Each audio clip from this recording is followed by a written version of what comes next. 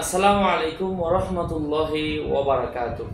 সম্মানিত পেয়ারা হাজিরিন, দোস্ত বুজুর্গ, প্রিয় দিনী ভাই ও বন্ধুরা, আজকের এই ভিডিওতে আমি আপনাদের সাথে আলোচনা করব সত্য প্রকাশিত হওয়া এবং বাতিল মানে না হোক, বাতিল যেটা ইসলাম সমর্থন করে না তা মানে সত্য কথাটা মিথ্যার উপর জয়ী হবে, সত্য প্রকাশ হবে, বাতিল নিচু হবে।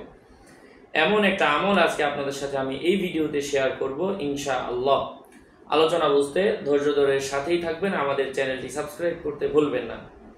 আমার ভেরিফাই ইউটিউব চ্যানেলের ডিসক্রিপশন বক্সে ক্লিক করলে আমার পেজ এবং আমার আইডি আসবে, এর বাইরে অন্য কোনো পেজ নাই, কোনো আইডি নাই, সাবধান। আমার নাম আর ছবি থাকলে ওইটা আমি না, প্রত্যেক ভিডিওতে সাবধান করা হয়।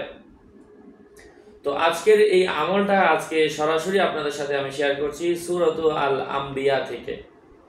সূরাত আল আম্বিয়া থেকে এই আয়াতটা মাত্র আপনি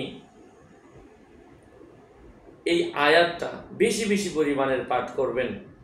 যে পর্যন্ত না আপনি যা চাচ্ছেন তা না হচ্ছে, সেই পর্যন্ত আপনি এই আয়াতটা প্রত্যেক দিন বেশি বেশি পরিমাণের পাঠ করবেন।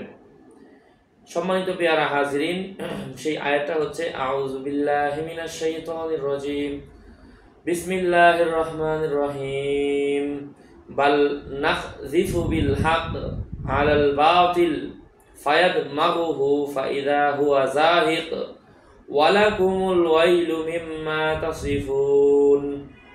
আবার বলছি, বাল নাযিফু বিল হকি আলাল বাতিল ফায়াদমাগুহু ফাইদা হুয়া যাহিক ওয়ালাকুমুল ওয়াইলু মিম্মা তাসিফুন। এই হচ্ছে আয়াতগুলা। মহান আল্লাহ রাব্বুল ইজ্জাত আমাদের সবাইকে এই আয়াতে কারিমাগুলা বেশি বেশি পাঠ করার তৌফিক দান করেন। এমনই আরও আপডেট পেতে আমাদের সাথেই থাকবেন। সুস্থ থাকবেন, ভালো থাকবেন। আমাদের চ্যানেলটি সাবস্ক্রাইব করতে ভুলবেন না।